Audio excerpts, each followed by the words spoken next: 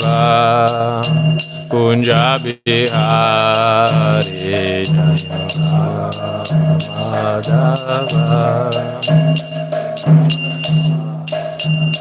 Jaya Radha Madhava Kunja Bihari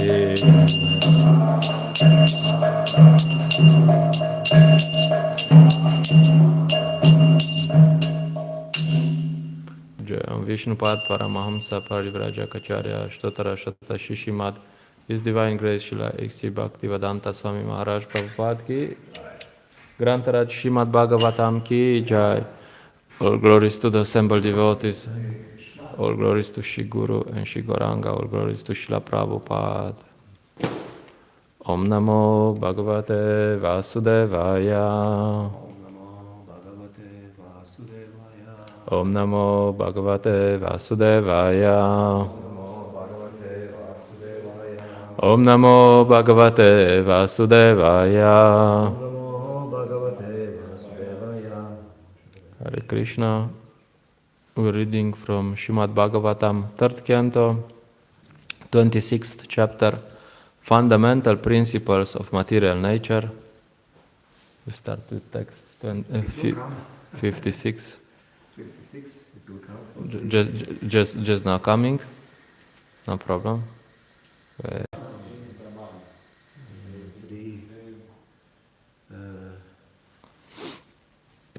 Bhagavatam 3:28, huh? 26. 26. Yeah. 26. 56. 56. And then we'll read also 57. Okay.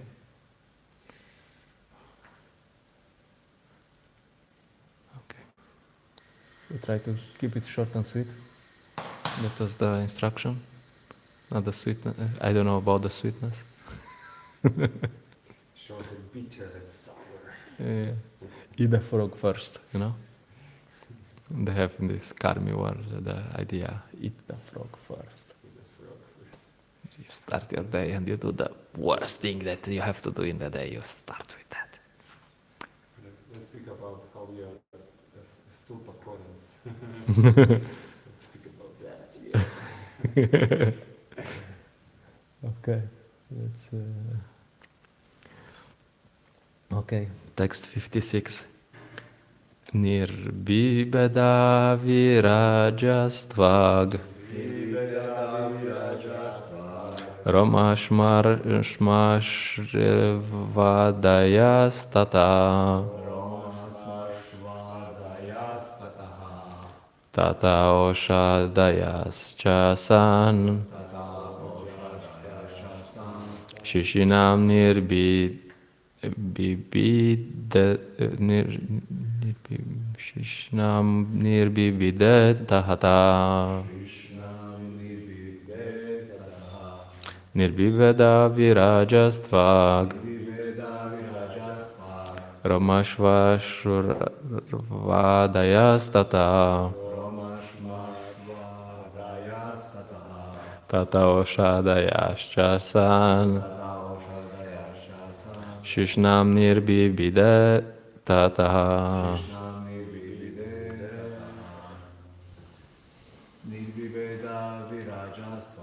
Nirbibeda virajastvag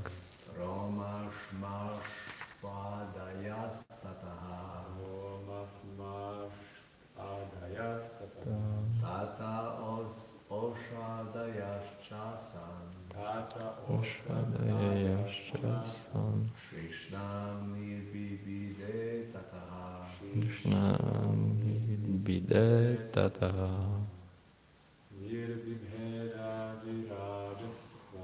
Nirbibeda virajastvag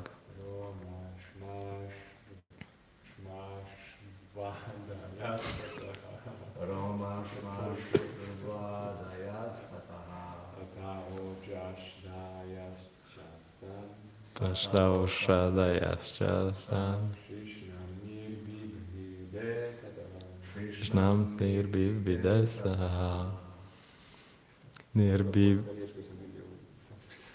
Nirbibeda appeared. appeared. Virajaha, Rajaha, of the universal form. universal form. Tvak, Vak, skin. skin. Roma, Rama, hair. hair. Shmashru, Svashu, beard, mustache. beard, Adayaha, Adayaha, and so on. and so on. Tataha, then. Then, Tataha, Taha, thereupon. thereupon. Oshad, Oshadayaha, the herbs and drugs. The herbs and drugs. Cha and And Asan Asan appeared. appeared. Shishnam, genitals. Nirbibide appeared. Tataha, after this. Translation and purport by His Divine Grace A.C. Bhaktivedanta Swami Srila Prabhupada ki. Then the universal form of the Lord, the Virat Purusha, manifested his skin, and thereupon the hair, mustache, and beard appeared. After this, all the herbs and drugs became manifested, and then his genitals also appeared. Purport: the skin is the site of the touch sensation. The demigods who control the production of herbs and medicinal drugs are the deities presiding over the tactile sense. Okay, read the next verse. That's too esoteric one. Okay, next verse. Eretasta madapa asanir vidyatavai gudam gudadapano panachcha mrityur loka bayan karaham. After this, semen, the faculty of procreation, and the god who presides over the waters appeared. Next appeared an anus, and then the organs of defecation, and thereupon the god of death, who is feared throughout the universe. Purport: it is understood herewith that the faculty to discharge semen is the cause of death. Therefore, yogis and transcendentalists who want to live for greater spans of life voluntarily restrain themselves from discharging semen. The more one can restrain the discharge of semen, the more one can be aloof from the problem of death. There are many yogis living up to 300 or 700 years by this process. And in the Bhagavatam, it is clearly stated that discharging semen is the cause of horrible death. The more one is addicted to sexual enjoyment, the more susceptible he is to a quick death. Namo Vishnupadaya Krishna Prashtaya Bhutale Shrimate Praladananda Swamiti Namine. Namo Vishnupadaya Krishna Prashtaya Bhutale Shrimate Bhaktivedanta Swamiti Namine. Namaste Sarasvate Deve Gauravani Pracharine Nirvishesha Shnevadi Pashyate Adeshatarine Jai Shri Krishna Chaitanya Prabhu Nityananda Shadvaita Gadadara Shivasadi Gaura Bhakta Vrinda. Hare Krishna Krishna Krishna Hare Hare Hare Rama Rama Rama Hare Hare. First, as a side idea, it's interesting that everything that happens, there's some intelligence, some personalities are there. Everything is personal. So otherwise nothing happens. It's interesting in this whole process that is described here, Krishna appears a few times. And everything is there, it's on the position, and they're stuck. And then Krishna appears and just glances, oh, okay, next step. So everything is personal. It's not, we talked about this last time. It's not that matter becomes alive at some point. No, there's always something, some intelligence somewhere behind. And I will focus on the second purport, which is Srila Prabhupada makes some very controversial affirmations. I was looking this morning, I searched on chat, I asked ChatGPT, what's the oldest documented person who ever lived? And the oldest, the person who lived the most, you know. And what do you think is the 122, yeah, something like it. So something, this is the oldest documented and accepted, you know. and then you can see what was the habits of this person, what is the secret of the longevity. I think it was some lady, and she ate chocolate and every day, and she drank wine. So,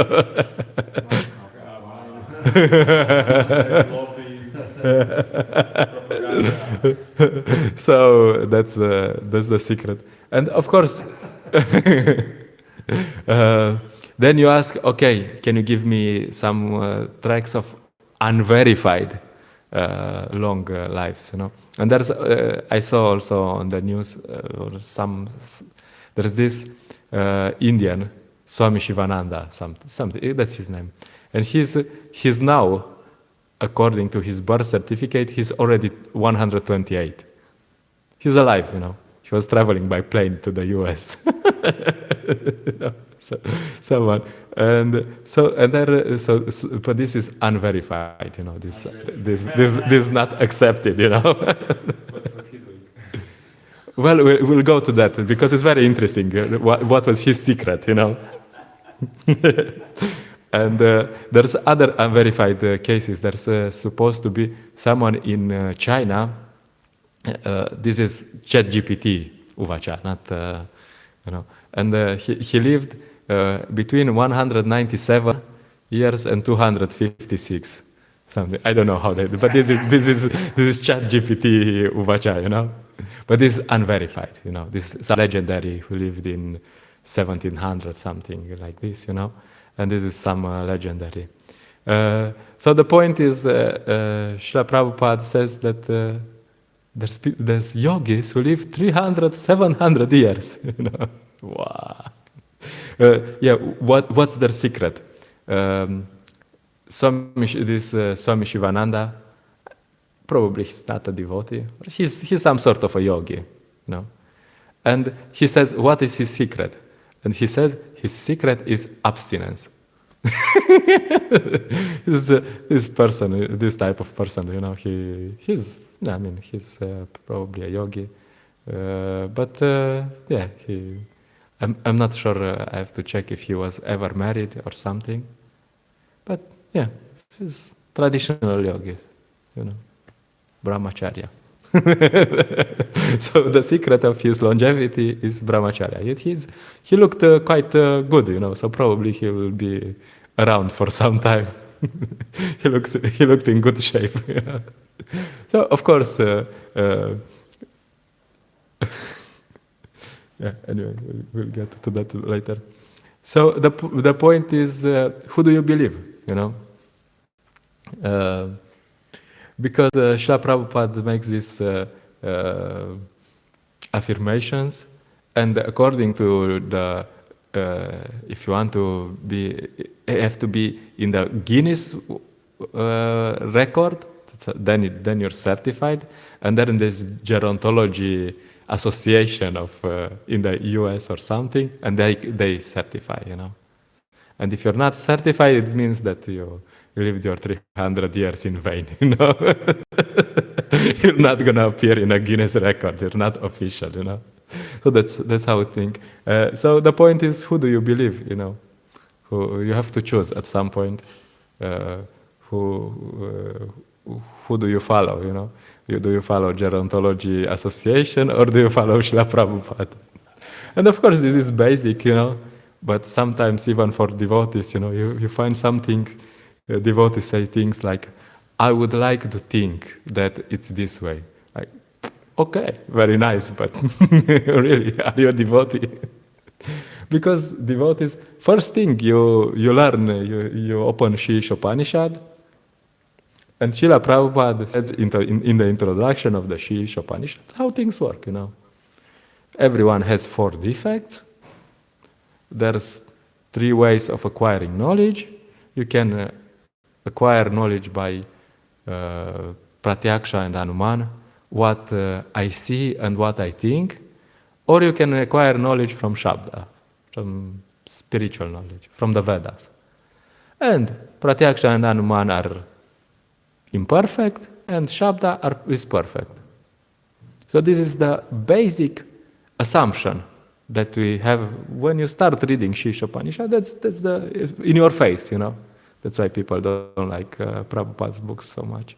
You know, it's in your face. You know, he's not beating around the bush. Okay, you know, this Shabda is perfect. Okay, okay. We don't like it. So this is the basic assumption of ISKCON. ISKCON means that we believe Srila Prabhupada. And if Srila Prabhupada says something, we believe it. It might be that we don't understand it yet, you know, because sometimes also devotees like to take one thing Srila Prabhupada says, but Srila Prabhupada wanted us to study Shastra thoroughly, that you have a subject and you have to see, okay, here it said this, here it said this, here is this, here is this, and then you make a complete picture. Otherwise, you just take this part, like, oh, okay, I like this part. These parts I don't like. No, so we have to have a complete. But the basic assumption is that Srila Prabhupada is perfect.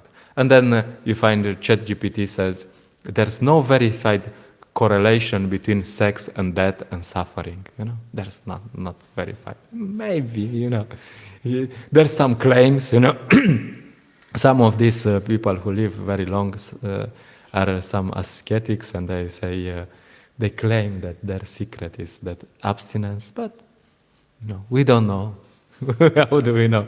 And actually, we do know. Even there's this book is called Brain Gain, and it was initially called Brain Drain, which is very plastic way to say that by sex you drain your brain, you just throw away your brain.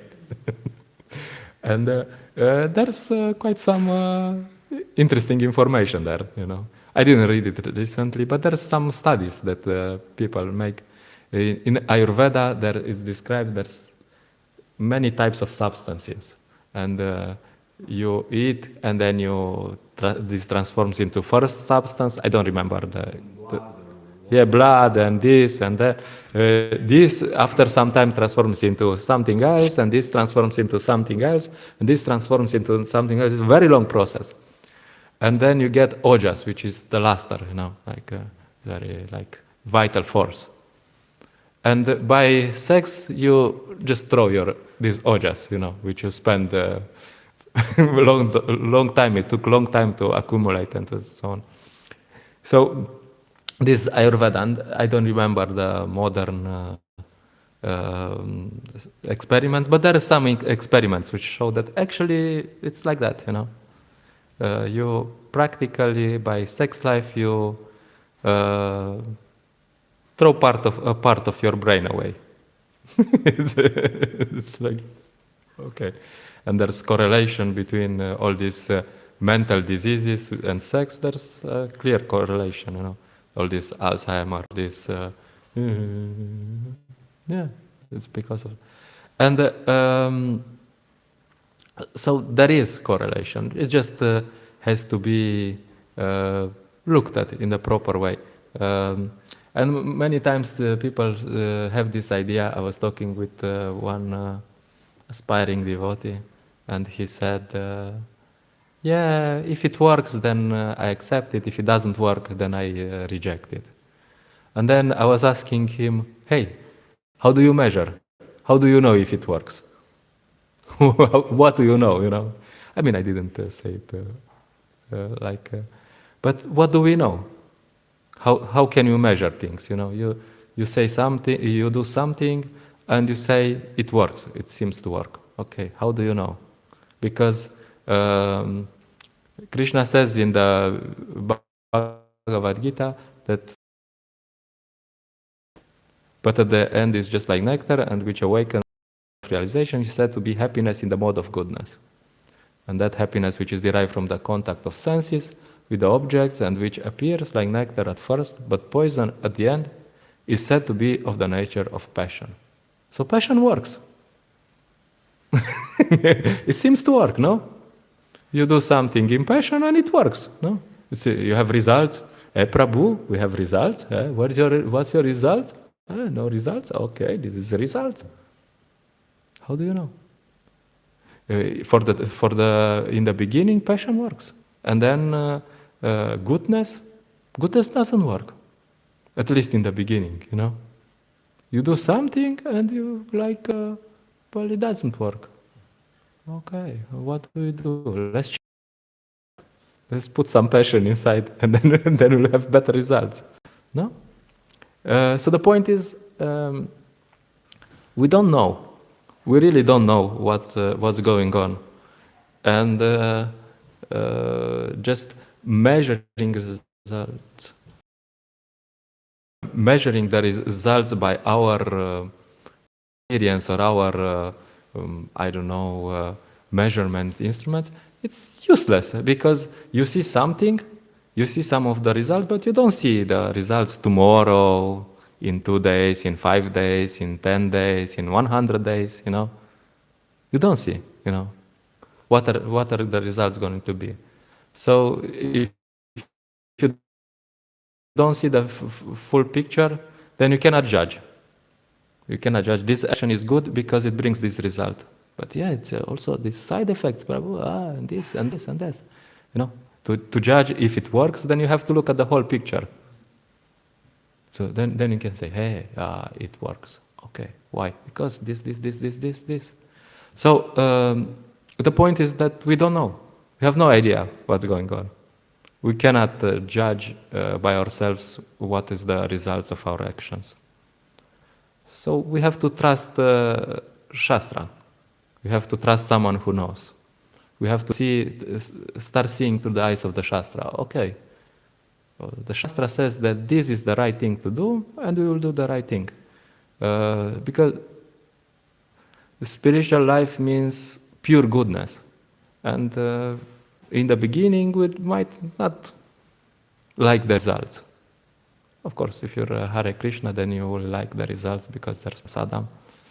But in the beginning, you might say, well, the results are not good.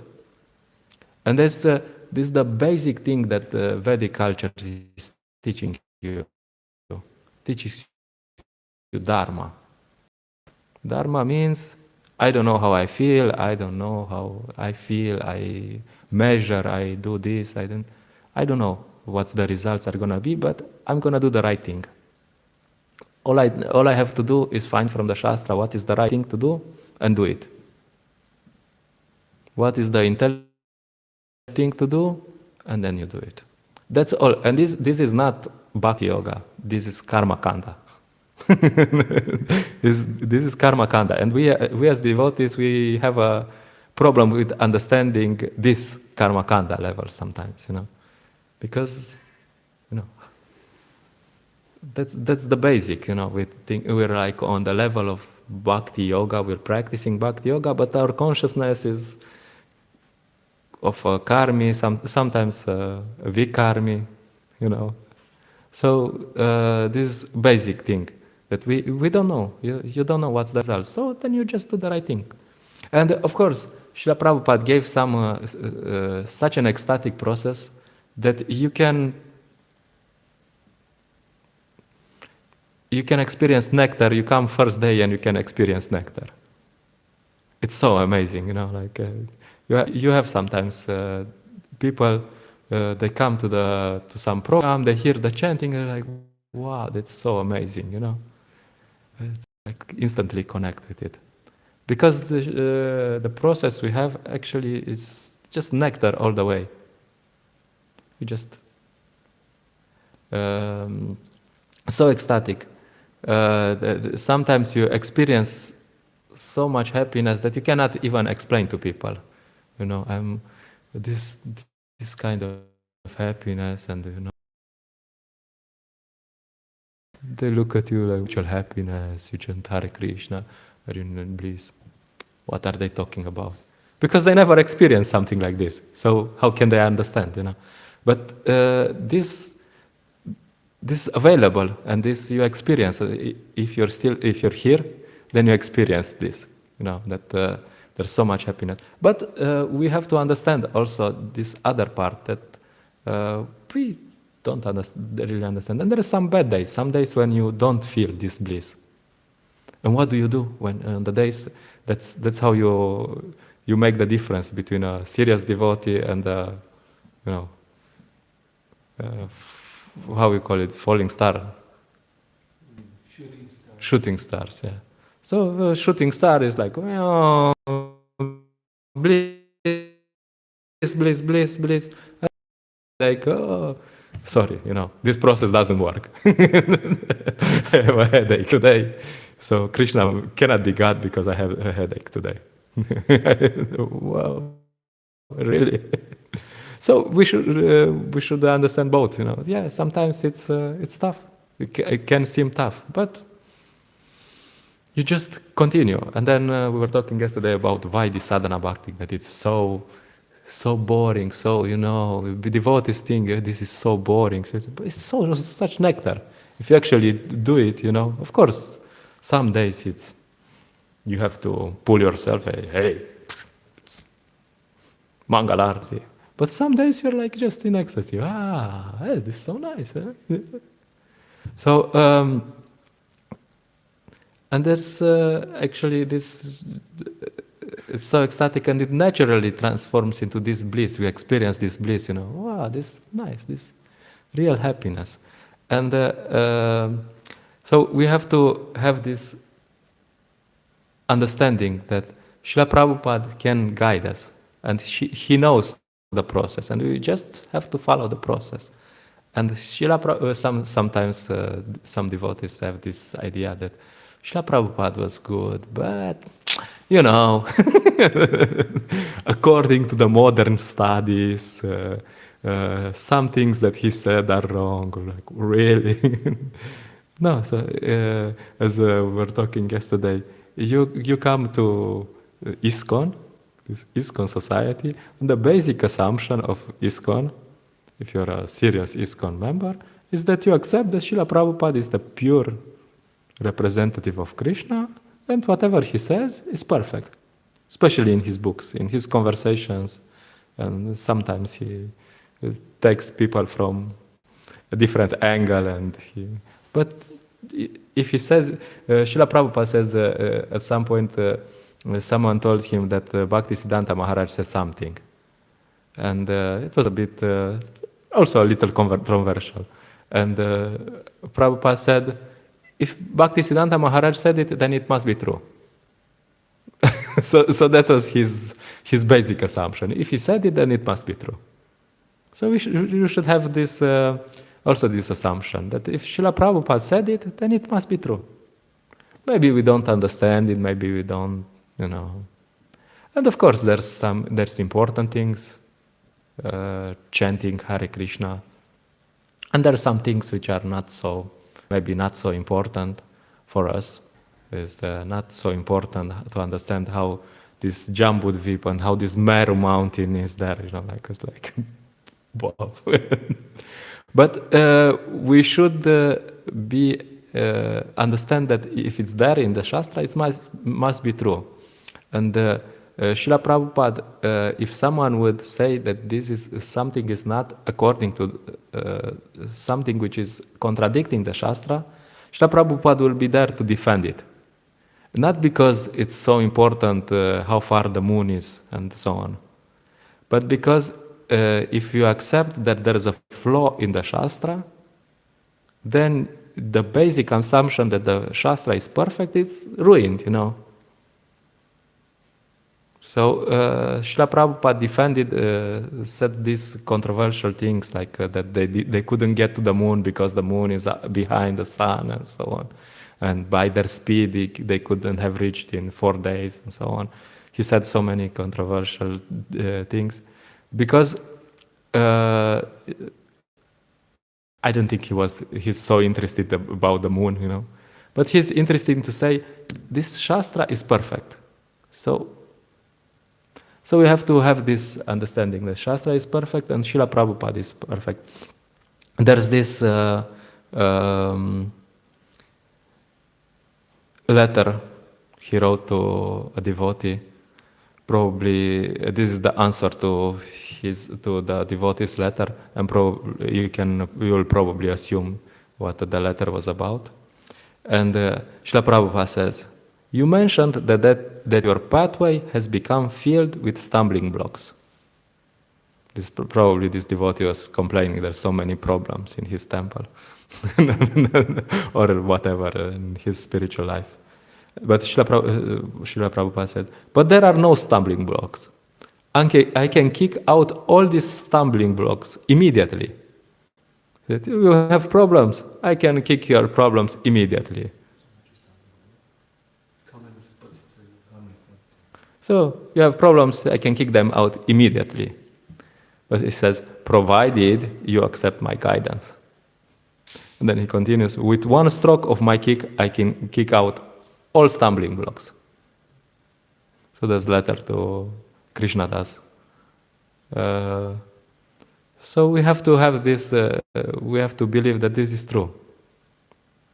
That Srila Prabhupada can remove all obstacles in our spiritual life, provided we follow his guidance. So we just need to accept Srila Prabhupada's guidance to some degree, and we will see how our life will be really wonderful. Everything he says is perfect, especially in his books. And the more we follow, the more we experience bliss. And yeah, that's what we need to do. And they say, when everything fails, try following the process. So sometimes this is the solution to devotees, to the problems in the devotee's life. They try this, they try this, they try this, and then you're like coming and say, how about you try to follow Srila Prabhupada's process? Might work, So yeah, okay, I'll stop here. If there are some comments, questions, concerns. Maybe two comments. One is that interesting about this purport what Srila Prabhupada gave, that in that time he was preaching to hippies, sexual revolution and everything around is going on, but he is speaking this openly, and people throwing flowers on him and bow down to him and thank you. Can you imagine how this only can Acharya do? That you telling this so openly, strongly, like, and it's not that run away from him. They just bow down to him, throwing flowers and asking, "Can you be my guru?" Yeah, I'll just comment on this and then we go. Yeah, there was this, at some point there was this famous, it's in Prabhupada Lilamrita, there was this famous group, they came for Prabhupada's class. And then on that night, they were like all about sex. All their songs are about sex and so on. And on that night, by chance, Srila Prabhupada talked about illicit sex. That was the class. They never came back. And Srila Prabhupada, he couldn't care less, Praladananda Maharaj was telling me that they were in some place with Srila Prabhupada. And Srila Prabhupada gave a class. It wasn't about sex, it was about God, which was also, in that time, it was not a good word to say God, And Srila Prabhupada was started talking about God, and people would get up and leave. And Maharaj was thinking, okay, maybe he will change the subject. But no, Prabhupada was like, like bam, bam, bam, bam, bam, bam, bam, bam. And you can, from my personal experience, we have one aspiring devotee in Ljubljana. And he came first time probably 3 or 4 years ago. He was coming and we would talk for some time. And, we give them prasadam, and at prasadam you discuss with people, and then you say some things, And every time he would say, I have to process this. So then he would disappear for 1 or 2 months, and then he will come back, because he's sincere. he was, and this we had, we had this dance. We still have this sort of dance when sometimes he's like, okay, it's enough for today. Like, I have to process this. But my experience with him and with other people was that if they're sincere, they will come back. Of course, you don't smash everything in their face from first day, but you shouldn't be so afraid to say some things, and they will come back. No problem. Even if there's some reaction, and they're like, yeah, maybe this sounds controversial. Then they come back. They're like, oh yeah, I was thinking about it. Especially intelligent men, they think about it. Yeah, I was thinking about it. It sounds reasonable what you're saying, So we shouldn't be so afraid to tell people some things, Of course, you have to do it nicely, properly. Give them prasadam first, sit down, tell them how nice they are, and then, tell them, by the way. Massage.